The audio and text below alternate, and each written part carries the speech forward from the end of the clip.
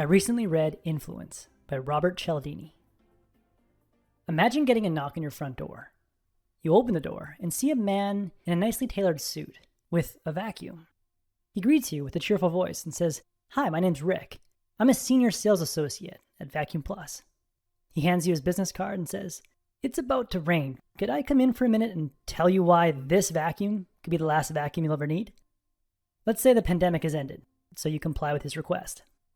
When he steps inside, he compliments you on your choice of artwork and mentions that he has a similar painting of a mountain range on his wall at his home.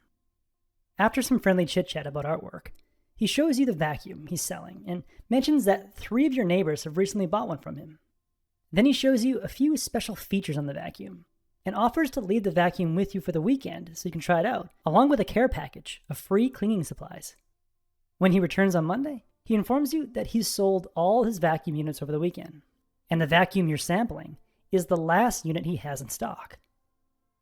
A few days ago, you didn't think about getting a vacuum, but now you're pulling your credit card out, about to buy one. What happened? Author and psychologist Robert Cialdini often found himself in similar situations, being persuaded to buy products he didn't need but suddenly wanted. To understand how he was so easily persuaded, he researched all the latest science on influence and discovered 6 powerful persuasion tactics that salespeople and fundraisers use to get you to purchase their products and donate to their causes.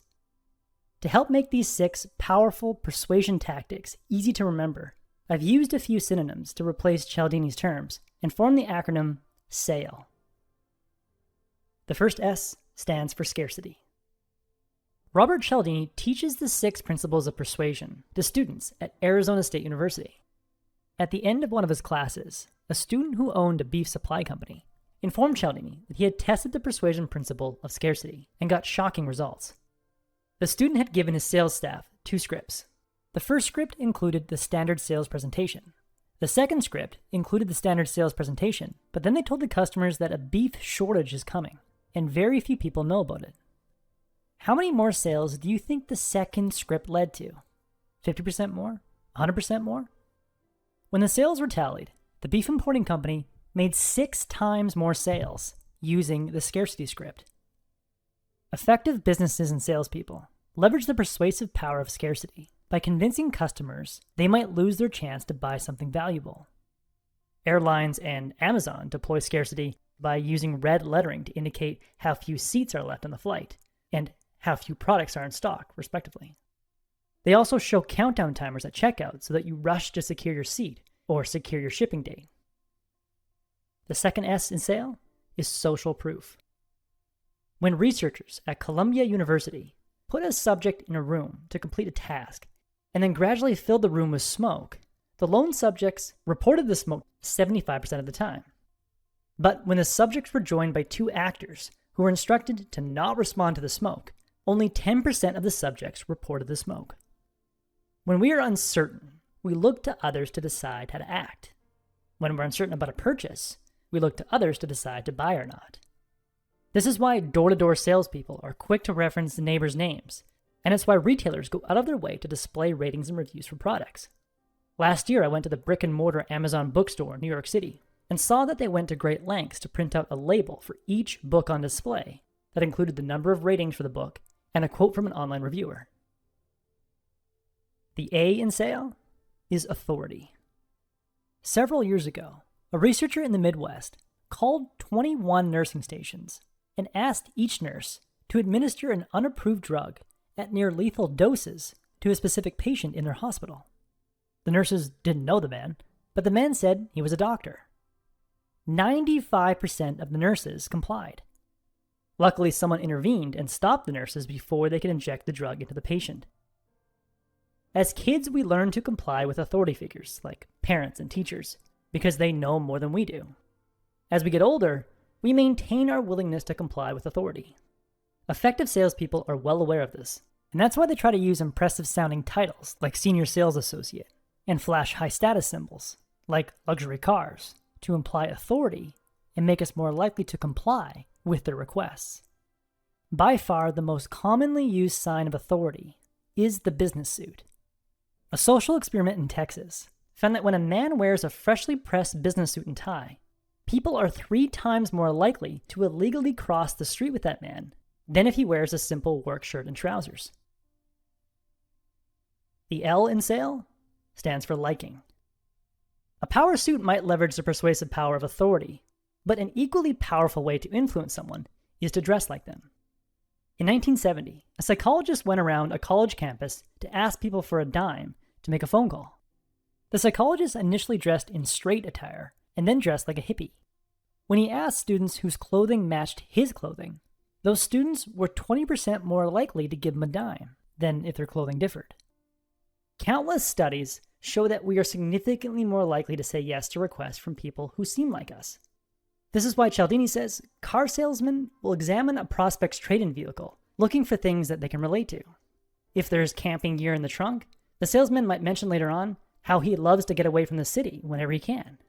If there are golf balls in the back seat, he might remark that he hopes the rain holds off until he can play the 18 holes he has scheduled later that day.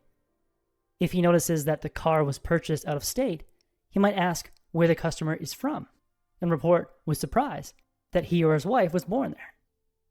Whenever a salesperson is trying to convince you that he or she is just like you, they're trying to get you to like them, because the more you like them, the more likely you are to say yes to what they have to offer. The first E in sale is escalating commitments. If someone asks you to watch their stuff at a coffee shop, you will be up to 5 times more likely, according to the science, to put yourself in harm's way and run after a potential thief simply because you want to be consistent with your prior commitment. Being consistent with our commitments is generally a good rule. If we're not consistent with what we say or do, people can't trust us. Salespeople leverage our innate need for consistency by getting us to make a small initial commitment, which then escalates to a big sale. Many recurring membership sites will ask us to pay just $1 to join their membership for the first month, because they know that we are significantly more likely to pay the $39 per month in subsequent months. People who sell online courses will often ask us to attend a webinar because they know that if we commit 30 minutes to the webinar, we will be far more likely to pay the $5.99 for the course than if they simply told us the price at the beginning. And the last E in sale stands for exchange. The first time I walked through a Costco, I was shocked to see how many sample tables they had. I could walk through the store and have an entire meal for free. It seemed extremely generous. But as I found out over the years, it made me extremely generous with my money when shopping at Costco. Costco's sample tables leverage the power of reciprocation, or what I've renamed exchange to fit the sale acronym. When we receive something of value, we feel morally obligated to return the favor in some way. If you bring your car into a dealership to get it repaired, and that dealership gives you a nice loaner for the weekend, you will be far more likely to return the favor by buying your next car at that dealership. In the end, when you're considering using one of the 6 persuasive sales tools, apply the golden rule. Do unto others as you would have them do unto you. If thousands of people use and love your product, ask them to rate it and write a review. This form of social proof has helped you make better purchases in the past, so why not use it to help your customers? Use the 6 tools of persuasion to nudge your customers closer to a decision that you know will be good for them, but always give them an easy way out. That was the core message that I gathered from Influence by Robert Cialdini. I finally understand why so many entrepreneurs and salespeople recommend this book. I highly recommend it too. If you would like a 1-page PDF summary of insights that I gathered from this book, just click the link below and I'd be happy to email it to you. If you already subscribe to the free Productivity Game email newsletter, this PDF is sitting in your inbox. If you like this video, please share it. And as always, thanks for watching and have yourself a productive week.